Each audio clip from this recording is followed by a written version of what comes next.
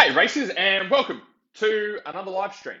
And the topic for today's live stream is 30 rep sets for motocross endurance. So this is for those of you that have a line of thought, which is the same line of thought that I had when I was racing, is for motocross or for enduro racing, we need to be able to do higher rep sets with lighter weights. And the reason that we need to do that is because if we do heavy weights, we'll get big. And what we want is the endurance, okay? We don't want to do just one rep at a super heavy weight. What we want to be able to do as racers is we want to be able to go and ride the bike for longer periods of time and do a whole heap of reps. So we want to have good endurance in our legs, good endurance in our arms to be able to go the whole race.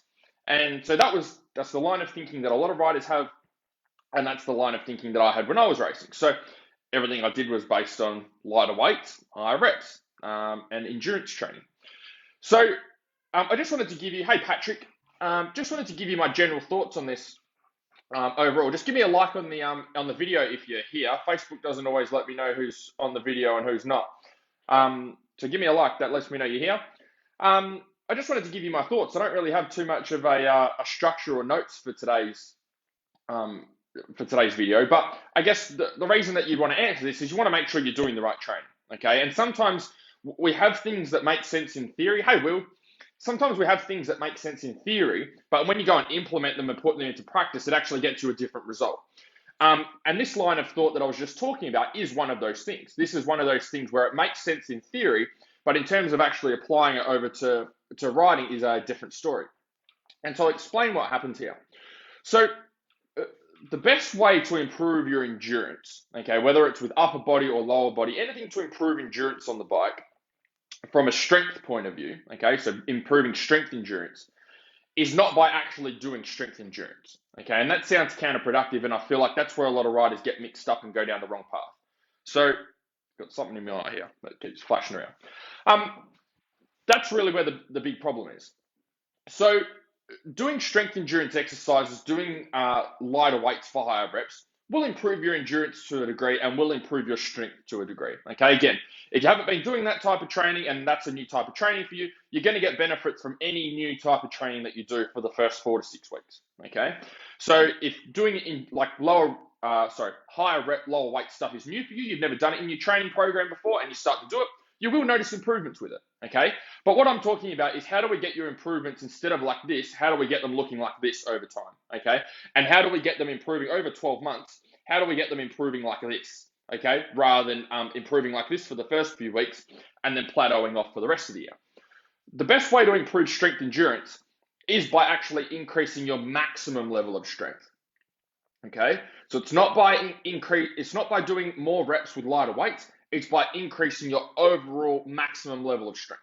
That is the best way to improve your strength endurance. I'll give you an example to demonstrate this. Let's say, for those of you that are on here, I know there's not many of you on here now because it's the middle of the day, but if you come back and watch the replay, think about the most weight you can lift. So let's say for a deadlift, okay? If you've never deadlifted before, pick a random deadlift number, okay, that you think you could lift, all right? An educated guess. For those of you that do deadlift, pick a number. What's the most that you've deadlifted? And I want you to post that up below in the comments for me. What's the most that you've deadlifted? So if you've done 50 kilos, could be 50 kilos, could be 100 kilos, could be 150 kilos, whatever it is, post up what your deadlift weight is, right? So I'll use me as a bit of an example without sounding like an arrogant fuck, okay, and sharing my numbers with all of you guys. I'm going to do it because it's going to help make this example a little bit easier, and I can use some real numbers. So when I first started training and doing deadlifts, okay, I actually had a reasonably good deadlift without having done too much training. I've got a naturally high level of strength compared to most people. So when I first started deadlifting, the most I deadlifted was about 140 kilos for one rep. Okay, this was 10, 11 years ago. So based on 140 kilos, 50% of 140 kilos is 70 kilos. Okay, so let's have a guess. How many reps do you think I could get out with 70 kilos? If the most I could deadlift was 140 for one rep, how many reps could I get out with 70 kilos? Let's make up a number. Maybe say, I don't know, maybe 15 reps. Okay, let's say 15 reps as an example with 70 kilos. Now, over the years, I put in a lot of time, effort, and work to increasing my deadlift and getting stronger. Okay, So I was able to get at my strongest with my deadlift, I was able to get my deadlift up to 230 kilos. So it's gone from 140 up to 230, okay? Now, by doing all of that work and getting a lot stronger and getting up to that 230 kilos, how many reps do you think I could do now with that 70 kilo bar? Okay, don't know, maybe 20 reps, maybe 25 reps, maybe 30 reps, right?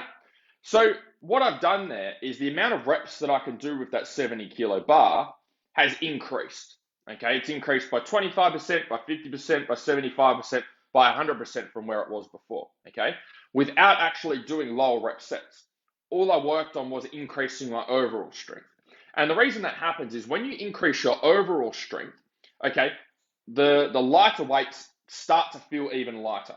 So if the most you can deadlift is 100 kilos, deadlifting 50 kilos is 50% of what you can actually lift, okay? But if you get your deadlift up to 200 kilos, for example, now 50 kilos is 25% of what you can lift. So do you think you can do more reps with 50% of what you can lift or 25% of what you could lift?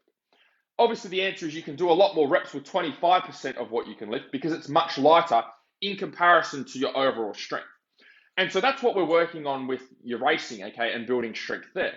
Is the whole goal of getting you stronger is your bike weighs, let's say, about 100 kilos, right? Probably a little bit more for a lot of you. You've got this 100 kilo bike. So anytime we can increase your overall strength, what happens is the bike starts to feel lighter. So the bike might start at 50% of your overall strength. But then you do the work and you do the right strength movements and you get yourself a lot stronger. And now the bike is only 25% of your overall strength.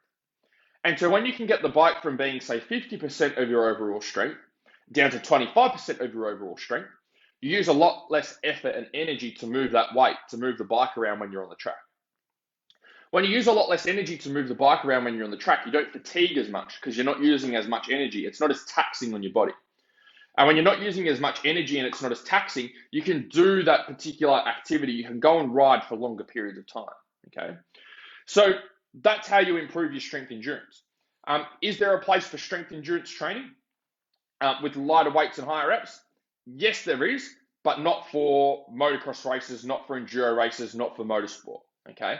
And the reason that is because strength endurance work only becomes really effective when you're at a peak level of fitness, okay? And I mean a peak level of fitness in terms of everything. So if you look at like a top level CrossFit athlete that gets paid to do CrossFit, that does CrossFit all the time, that does competitions to get paid and put food on the table, doing the higher rep sets with those types of weights is beneficial for those guys because their overall strength is close to being capped out or is capped out, okay? They're at their maximum level of strength already.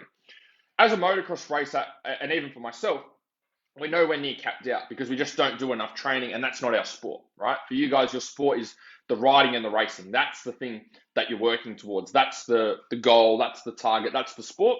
The training, hey, James, the training just helps to support that. So you're never going to get to your overall, your peak level of strength. It's always just about making progress and slowly improving it and increasing it.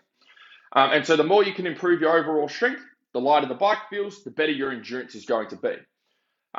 You'll find as well your cardio, and I think like I was talking about yesterday, it will build a better base for your cardio and conditioning because when you're stronger, if you're rowing, you can move the rower harder. Okay, if you're using an exercise bike, you can pedal harder.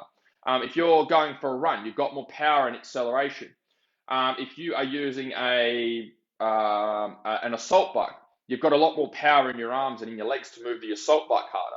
So when your body is more powerful, it opens up a bigger base to build your cardio and conditioning because you're able to put more power, more strength into that particular workout, okay? So they're hand in hand. Works to improve your endurance and gives you a better base to work with for your cardio and your conditioning work as well. So that's it. That's really my thoughts on 30 rep sets. I guess overall, any questions, guys? I know there's not many of you on here. Post up below in the comments and I'll answer them for you before I wrap up today's call. Or if you enjoyed the video, please give me a like on the video. It helps to share it around with Facebook so other riders can see the video as well. But overall, is it something I include for our riders in their programs? No, it's not. Because there's just way more effective things they could be doing to improve their strength endurance. So we focus a lot more on developing overall strength because that builds the strength endurance. Okay, we don't do 30 rep sets, 40 rep sets, 50 rep sets. The other thing that happens with those longer sets as well is there's a lot of fatigue involved because you're doing so many reps. And if you're using a proper weight for those, the likelihood of your form deteriorating is going to be quite high because there's a lot of volume there, a lot of reps, and also a lot of fatigue as well. So it's also safer to work on overall strength, maximum levels of strength. So that's really it. That's all I've got. Again, if you liked the video, you enjoyed it, you got some value from it, please give it a like. It helps out a lot. But otherwise, if you have any questions, you can post them below as well. I come back and have a look at the comments here and there. So if there's any questions that pop up that I can answer, then I can put videos together for those as well. But otherwise, hopefully you guys enjoyed the video and look forward to seeing you guys again. See ya.